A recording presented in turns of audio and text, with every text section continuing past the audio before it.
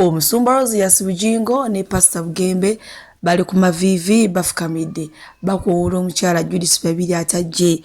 akole concert mu Uganda ogenda kubanga ate oyongera obifuna maaso kimwayagaliza embazi Kibuyaga amaze n'asuula finally Florence Nampija amazina ava ku lujja Pretty Nicole naye ate bamututte dda kyalimpa munnange okuva Bruno Kule bamusondera ssente ku kibozibozi asiiba mu bbaala nabyo ogenda kubanga oyongera obifuna maaso Rosi omuyimbi wa Kadongo Kamu ate ng'oludda muwandiisi naye avudde mu mbeera n'atabukirawo bonna abazannyira mu nnyimba ze mugamba mutya mwasibye mutya bantu bange kansubire nti muri bulungi ba mikwano ng'enkola yaffe mbasaba video no mujimpe like era nesaba gwe wenna atanaba ku subscribinga wano ku Sylvia News Extra nti mukwano subscribinga era onyigire mu notification bell limesubanga byonna byemba nteekayo wano ku Sylvia News Extra nyongera okusabirako mu mwena abalwadde abakosefu nti nsaba ekisa kya Mukama ate kibatuukeko ba mikwano Suvi Airport Pickup and Transport Service banange tutambuliza ddala ate tusheka Shirafu Dembe naye musomi wadde akola ku nsonga z'amukwagala kufuna butuuze bweru business nga tezitambula bulungi mukubireko naye wamate agenda kulombera edwa munange maaso wano kutandisa n'omusumba Rosias Bugingo nonno nga yegayira omuyimbi Nakinku wa gospel omukyala Judith Babirye nti naye ajje akole concert e Uganda abantu bamumisinga ennyimba ze zakwata nnyo abantu ku mitima sigenda kubanga nzira mbigambo bye wabula katulaba omusumba Rosias Bugingo yakennyini ng'amweyita ate ekyo yongere wama n'agaleero Judith Babirye ajjaje mu Uganda bannange Judith Babirye gy'oli e Canada tukuyita jangu mu Uganda twagala concert ye mukazi ayina ennyimba nga 3 over 300 okujjako okuba nti omuntu alina kukola ne banne Judith bw'aba akoze concert asobola okuyimba yekka nga tulabye muyimbi mulala n'amaliriza nga tukyayagala ng'ate tazituuse mu makkati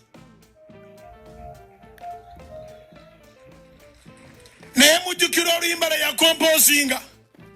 Katonda yayamba Bugingo kowola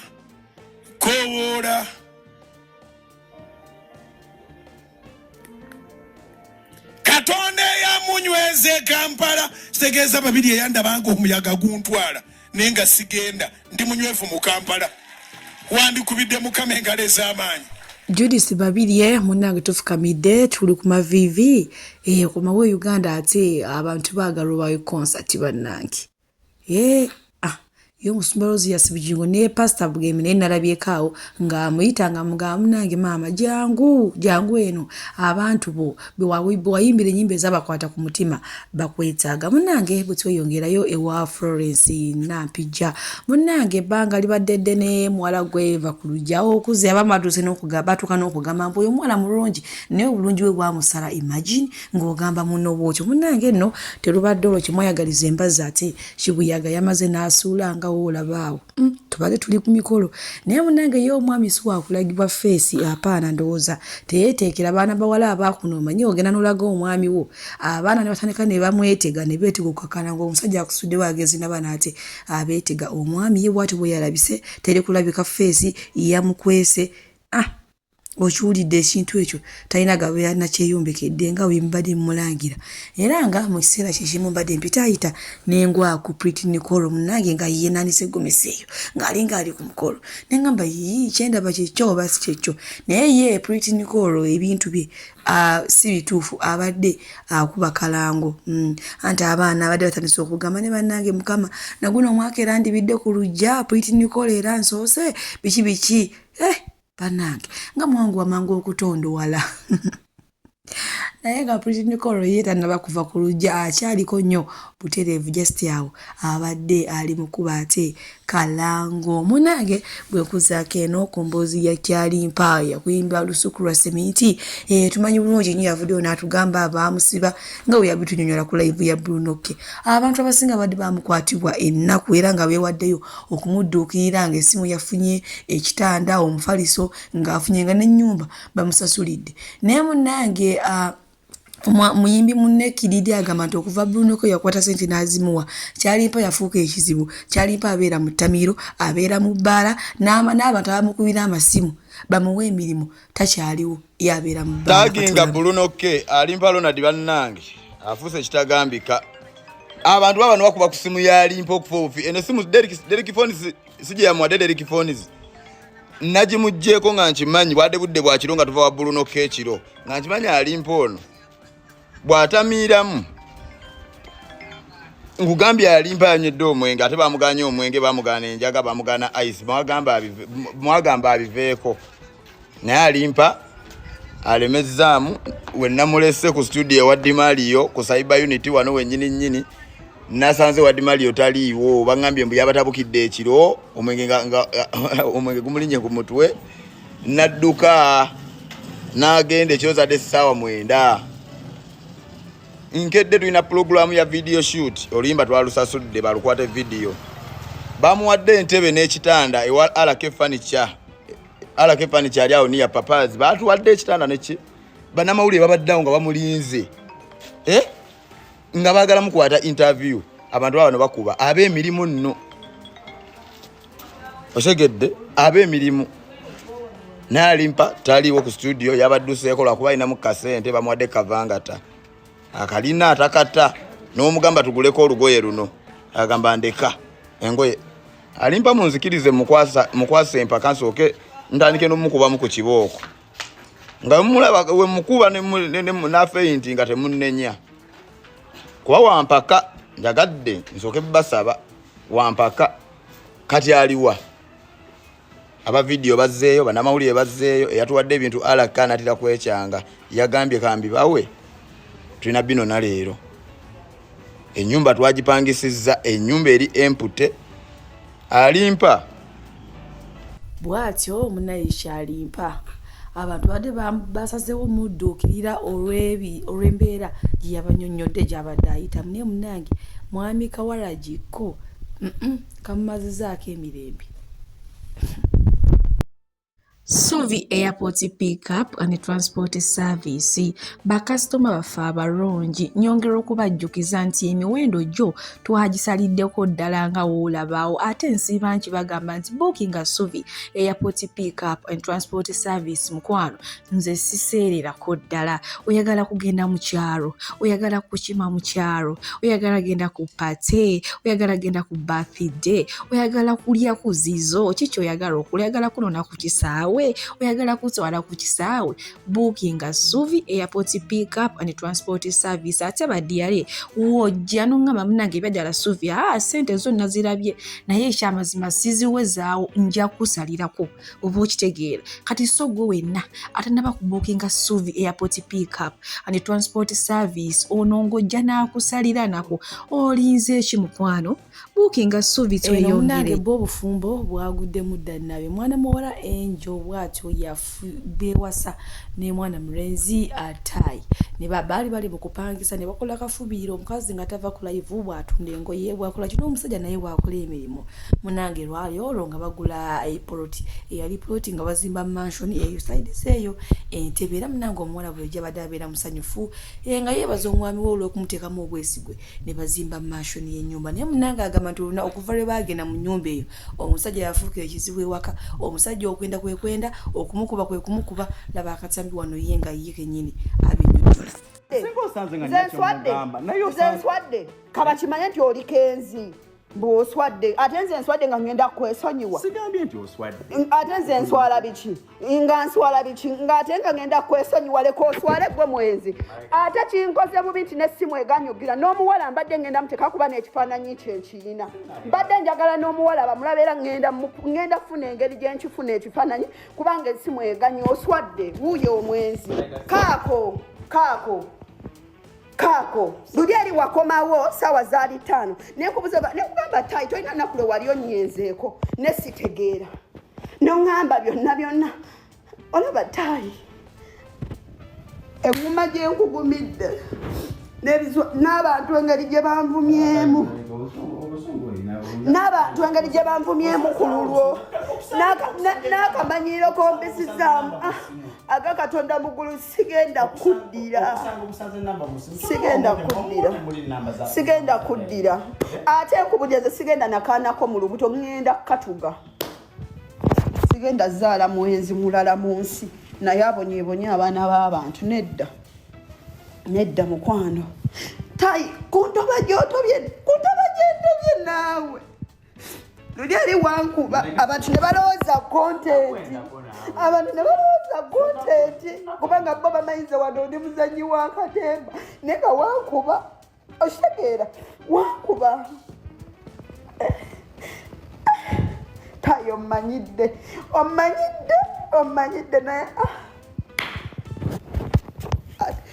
atava ku mulungi afaawoza buli bufumbo bugaana bannange bantu mmwe nsaba mumbuulire wemba ndi mukyamu nkyuse Badiya muganda wa Zaayi Tai aba yajjawo ennamba ye musooke mumbuulire wemba ndi mukyamu bakazi bannange mumbuulire oli bwaba nedda olaba bakazi bannange mbuuza Zaayi yali wa delivery guy natambula n'agenda oshegeera n'ava ne ku bya delivery